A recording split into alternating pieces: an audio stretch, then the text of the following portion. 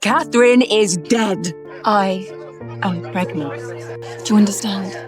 I am carrying the king's son. The sudden news brought great joy to Thomas, and he was immersed in happiness. But didn't notice that not far away, the king was busy trying to please Jane's father-in-law. Your daughter Jane should come to court, as lady to her majesty. In order to see his beloved more often, the king arranged for Jane to come to the palace as a maid. However, when and saw Jane, she immediately understood the king's intentions. Lady Jane, Your Majesty.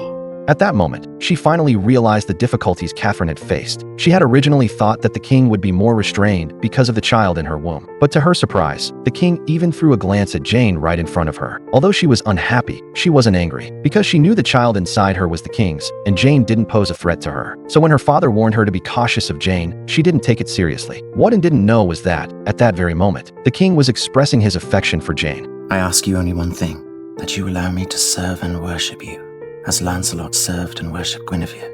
Sweet gentle lady, will you let me so?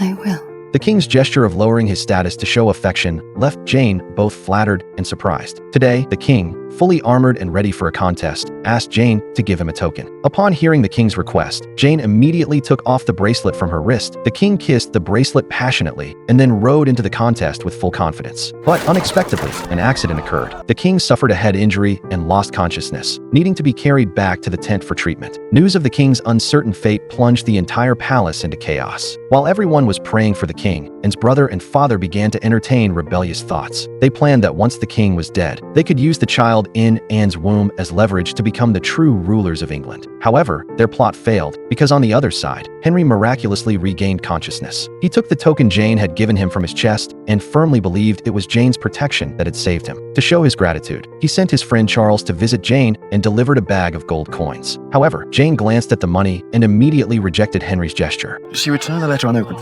and the purse both. She said that she had no greater treasure in the world than her honor, and that if you want to give her money, she prays you might do so when she has made an honorable marriage.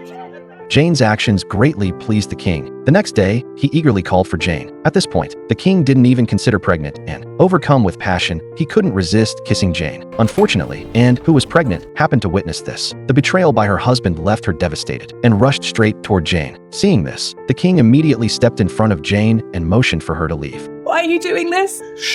Why did you have to do? Seeing and so agitated, the king feared she might harm the child in her womb. He stepped forward and embraced Anne, trying to calm her down. But sadly, despite his efforts, the distress caused and to miscarry once again.